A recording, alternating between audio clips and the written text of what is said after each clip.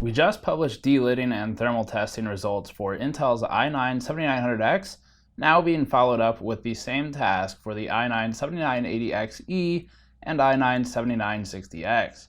We'll be looking at thermal performance of the 16-core and 18-core Intel CPUs, power performance, and some production workloads in our initial review of the i9-7960X and 7980XE. This includes comparative data for AMD's Threadripper 1950X, 1920X, and other Intel comparative chips like the 7900X that came out recently. Before getting to that, this video is brought to you by Synergy, the software that lets you share a keyboard and mouse between multiple systems. If you have limited desk space and multiple computers to command, Synergy removes the need for separate peripherals or a KVM and works as over-the-network software. Use our link below to get 50% off the Home or Pro version with SSL. So we're still traveling from the Linus thing, but the goal of today's review is going to be focusing on the delidding and thermal testing that we did prior to leaving. We did the most of that, so we have the most data there. That included some power testing, and then with those tests came validation in Blender, Cinebench, Premiere, Firestrike, a couple of other applications, some production, some synthetic. So we're going to be digging through all of those numbers today in the review of these CPUs. And the prices of the 7980XE and 7960X are a bit higher than the 7900X. 7900X is a $1,000 part. The 7980XE is about $2,000, and the 7960X is about $1,700. Then you have things like Threadripper down at around $1,000 as well for the 1950X, and a bit lower for the 1920X. So if you're not caught up to speed on the delidding liquid metal benchmarks and thermal interface benchmarks that we did recently, check that video and content as well. That will inform you on all the background for this. And then if you want testing information, how we did the delids, what liquid metal we used, all of that type of thing, then check the link in the description below for the article where we've got all the testing laid out and the process for the previous content piece, which was the 7900X. So let's dive straight into it. We're looking at these 16-core and 18-core parts today. Starting with delidding and thermal tests, we can look at Prime 95 28.5 power torturing at 3.6 gigahertz and 1.15 VID fixed. The voltage ID is a bit higher than what Auto would output, but it will ensure that all CPUs tested will remain stable at that specified voltage, and means that voltage remains fixed. Auto voltage causes fluctuations that would invalidate results, but of course they tend to be more optimized for out-of-the-box performance. Just this is what we don't want right now, is fluctuations and optimization. We want fixed performance for the TIM and for the liquid metal to better determine how the impact from the thermal interface plays out. As we've already covered the 7900X results in a standalone content piece, we'll focus on the 7960X and 7980XE today. The 7960X in its stock configuration with TIM and additional silicone adhesive lands at 93 degrees Celsius with liquid temperature nearing Asetek's maximum spec of 60C. This is the most concerning, and from the standpoint of getting Intel to act on its poor thermal solution, is the most powerful. OEMs and SIs like Dell, Alienware, iWayPower, and CyberPower rely on Asetek and other companies for affordable CLC solutions for workstations and HEDT platforms. The fact that we're nearing the 60C maximum operating liquid temperature on an open-air bench means that under heavier working conditions and with 240 to 280 millimeter CLCs, we'd be nearly at or breaching the 60 Celsius threshold when in a case. This may result in some behind-the-scenes politicking between Intel and OEM partners in the future, and is the most likely path to getting some kind of change in the thermal interface. Replacing the TIM with liquid metal drives us down to 78 degrees Celsius, with the Kraken X62 liquid temperatures now at 45.5 Celsius. That's a reduction of about 13 to 14 C for this particularly power-intensive test. The 7980XE plots at 90 Celsius with its stock configuration, with the liquid metal variant brought down to 72 to 73. This reduction is particularly massive, measuring in at about 17 degrees Celsius drop in average CPU core thermals by switching to a better thermal solution on the package. Here's the secret with this test though, the 7980XE did not finish. The test concluded abruptly when two cores hit the TJ max value of 104 to 105 degrees Celsius which we can illustrate with a versus time plot for the temperature. And so we had a shutdown or crash event that prohibited the test from completing to the same duration as all the others. Using Blender next and overclocking the CPUs, we land the 7960X at 4.6 GHz with a 1.22 voltage ID and are forced to use a 360mm thermal take flow radiator with 3 Corsair magnetic levitation fans in order to prevent throttling. With the 360mm radiator and a 60 dBA worth of maglev fan arsenal, the 7960X with TIM operates at around 85 degrees Celsius.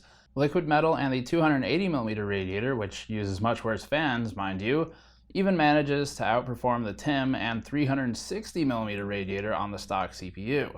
This alone is enough reason for Intel to consider better alternatives. A quieter, smaller cooler is achieving better thermals when using superior interface material, even though it has worse fans. Using the 360mm thermal take flow radiator and Corsair fans with a liquid metal application, we're now at 76 to 77 degrees Celsius, a reduction of about 9 degrees from the TIM and 360mm solution.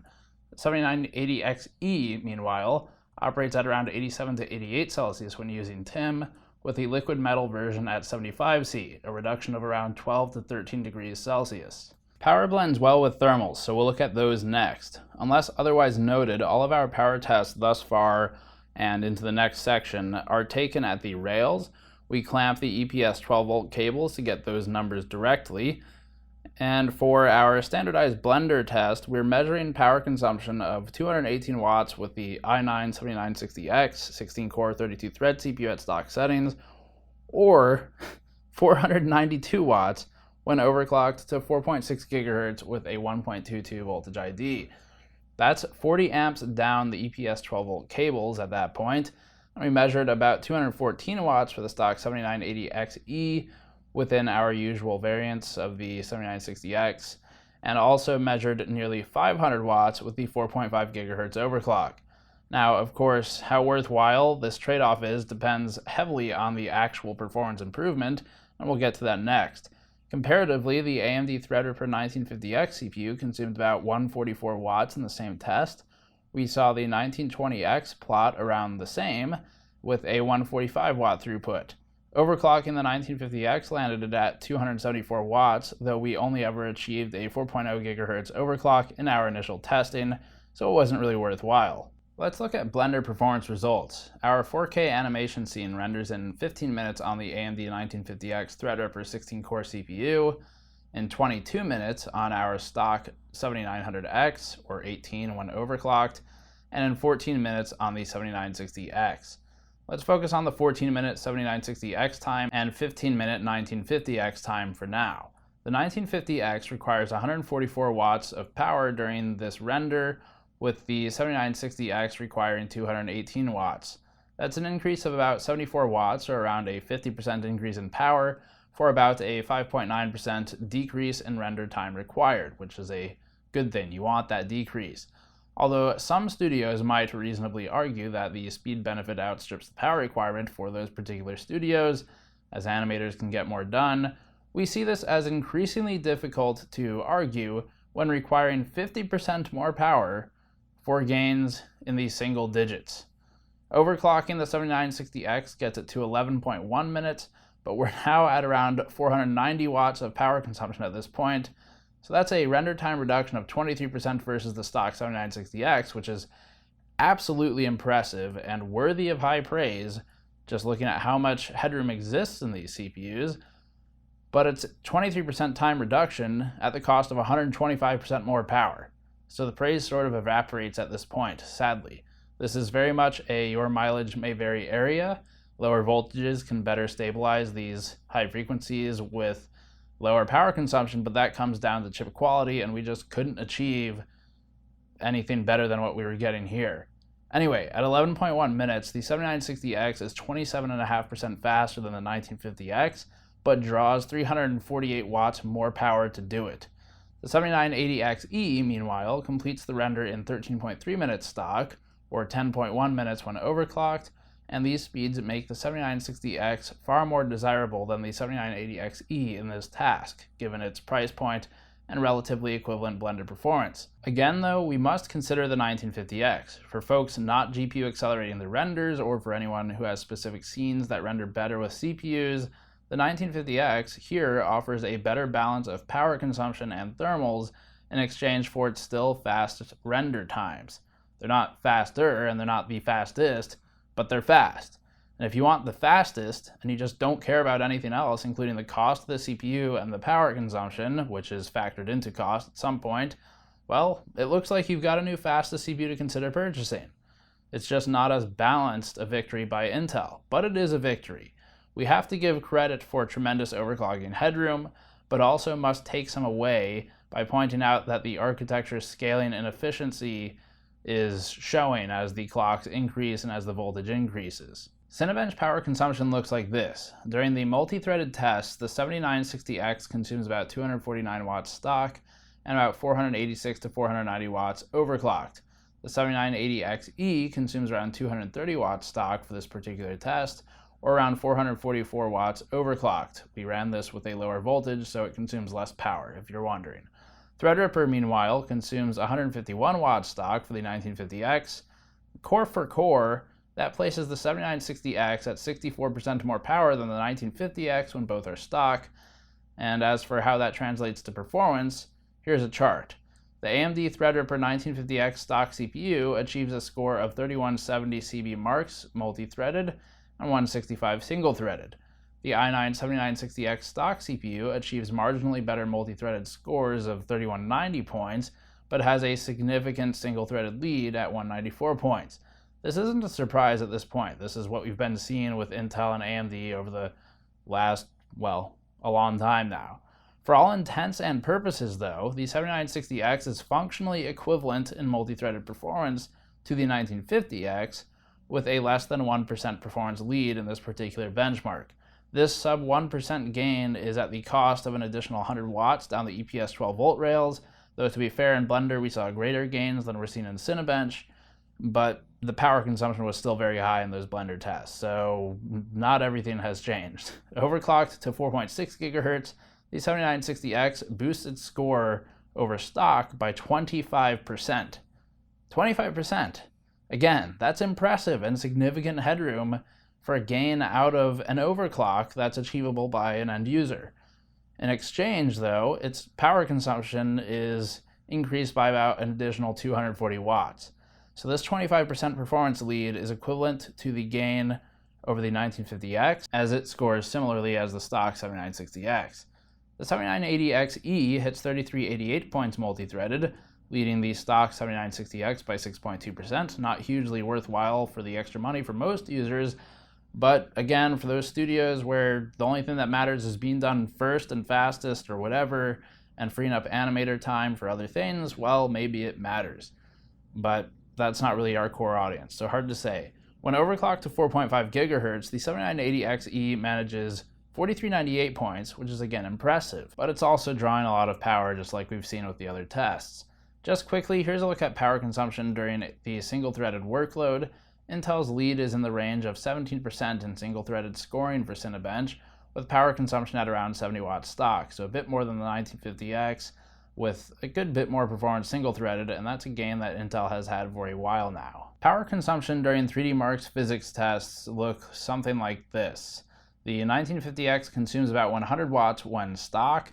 The 7960X stock CPU consumes about 173 watts when stock, and the 7980XE was consuming about 144 watts when stock. Overclocking pushes our consumption metrics up to 280 watts with the higher VID of the 7960X, or 238 watts with the slightly lower VID on the 7980XE and slightly lower frequency. In terms of the resulting scores, 3D Mark seems to hit a point of diminishing returns with the 7980XE. If you're a benchmarker, it seems that the 7960X is the best buy for hitting the higher combined scores in 3D Mark. We're able to hit 35,000 points in Firestrike Physics with the 4.6 GHz overclock, or 28,600 before the overclock. The 1950X stock CPU hits 25,000 points at its 100 watt lower power consumption, resulting in a 7960X stock physics score that is about 14% higher. Firestrike has a somewhat unique requirement of high core count and high frequency both of which are achieved on the 7960X. But again, this is a synthetic application, so the usefulness of this data depends on what you're doing. We have a lot more power figures than what we've shown so far, but it doesn't make a lot of sense to show some of them. So Prime 95, for example, we have power numbers for that are pretty reliable normally. But we were having an interesting issue with the Asus Rampage Extreme 6 board and the 7960X or 7980XE CPUs. We're not sure which is the culprit here, but basically with Prime 95 28.5, when overclocked, overvolted, things like that, the power cycling was extreme to the point of tripping OCP, overcurrent protection. So this is with going through the Digit Plus VRM and enabling a 240% current limit and things like that. But something somewhere was tripping. So with the 7960X and 7980XE, we found that when overclocking and overvolting them, the application would, for a while, show maybe 27 to 36 or maybe even 43 amps at the very, very high end of it. But always what happened at some point is it would jump to 50 amps. You can do the math yourself. 50 times 12.3 is what you get for watts. So in some instances of testing, we were getting into the area of 615 watts down the EPS 12 volt cables to the CPU under liquid, not liquid nitrogen, and thermal and TIM, thermal interface material, thermal paste basically. So it would trip OCP, shut down, and the power numbers are therefore a lot higher in reality than what they were when averaged. And we're not going to bother showing them for that reason. But not sure what the cause of that is. It seems like a Prime 95 specific issue, but we were hitting in the 40s for amperage with these CPUs when overclocked in other applications like Blender. So it's not only Prime. It just kind of depends on how far you overclock, what voltage you use, things like that. Let's run through a final benchmark before concluding. With Adobe Premiere, we saw the following rendering performance metrics. We've started finally hitting performance levels in CPUs where our Premiere AVC HD 1080p 60p project is picking up performance with CUDA, but that's not the focus of our tests and never has been. We've typically only included CUDA results to demonstrate that CPU performance becomes insignificant as production is accelerated with GPUs with our particular test, but we're seeing the 1950X very slightly, the 7960X and 7980XE, all to a greater degree, breaking the previous 20-minute barrier with CUDA. Starting with the CPU-only performance though, because that's what we actually focus on, the 7960X at 4.6 GHz impressively completes the render in 33.6 minutes for a time reduction of 22% versus the 7960 stock CPU, which had a time of 43 minutes. The 7980XE is much less exciting, completing its render in effectively the same time as the 7960X, and this is the trouble with Premiere. The software, like Firestrike, has some unique and weird requirements that don't always make sense. It wants frequency, but it also wants cores, but not too many, otherwise they won't be engaged.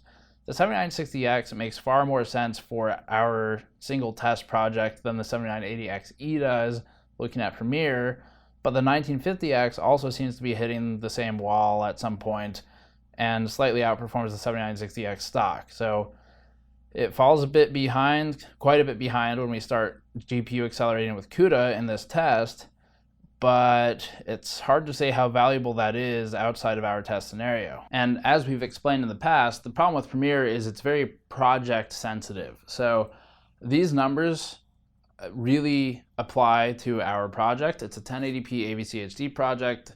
I think we're rendering it at 22 megabits per second, and it's one of our YouTube videos. It was the original EVGA ICX review, I think, of the 1080 FTW or something like that.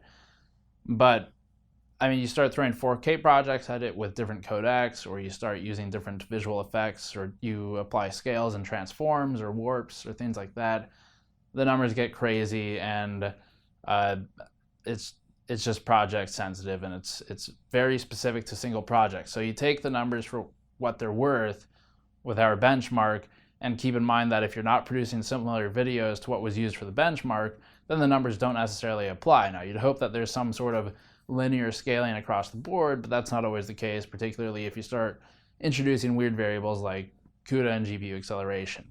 CPU acceleration should be more or less the same though. That's why we focus on those, not on CUDA. So that's going to wrap it for now. We're still traveling, as you can see, but I just wanted to come out the gate with this review focusing on thermals, power, and going through some of the core production benchmark numbers. The 7960X is a much more interesting CPU to us than the 7980XE.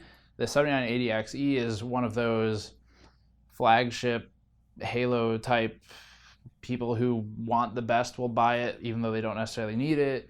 People who actually need it, well, they're kind of out of our scope. So hard to say what kind of studios or workstation environments would use that versus like a Xeon, or why would you use that versus 7960X, things like that.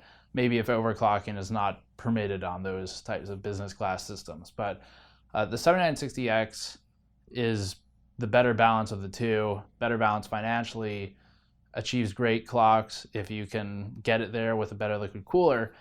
But the 1950X is a major thorn in the side of these. Now, Intel CPUs here are better gaming performers. We did streaming benchmarks again. They're not really worth showing because we couldn't really get a good way to drop frames on these high-end CPUs, including the 1950X. But the one thing that's consistent is Intel's end does hold FPS a bit higher than AMD.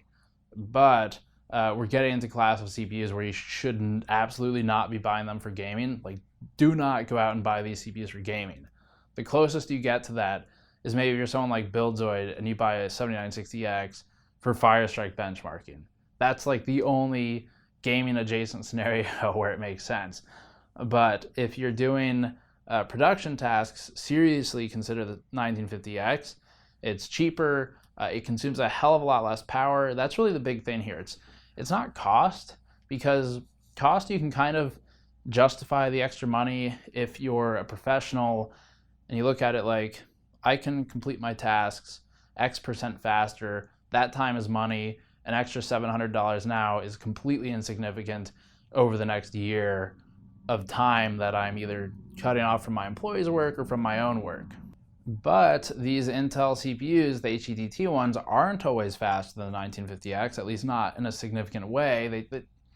They tend to be a bit faster, but the extent of which that speed is realized in applications in a meaningful way is limited. You might be faster by a couple percentage points in some cases, but the bigger thing is just how much power it takes to drive these CPUs to the point where they are, Threadripper is just more power efficient. That's all there is to it. Intel's falling behind here, and it's something architecturally. Some of this is to do with leakage and things where the thermal solution is just not up to snuff, and it's falling behind in leakage. It's falling behind in just the requirement of the cooler. You can get cheaper coolers with a better thermal interface on there, like we show with liquid metal, or you stick with it stock, you throw a 360 on it with some loud ass fans, and you call it a day. But that's not really a great solution to us. So we'd like to see Intel fix that. 1950X is a serious consideration if you're looking at these CPUs. If you really need that single-threaded performance, you can't get better than Intel right now. That's still the case, so consider that as well. The 7960X is a tremendous overclocker. It's a lot of fun to work with. You can push it really far, but you have to mod it. You have to delid it, get a better material on there, get a good cooler on it. Then you can get it places. And you need a board like the Rampage 6 Extreme as well. Otherwise, you're not going to have a VRM that can drive 600 watts without problems. So power is a big concern here. It's the biggest concern. It's a major criticism against Intel's current X299 CPUs, and with power factors in thermals. They go hand in hand in every sense. So that pretty much wraps it up for now. For more information, as always, link in the description below.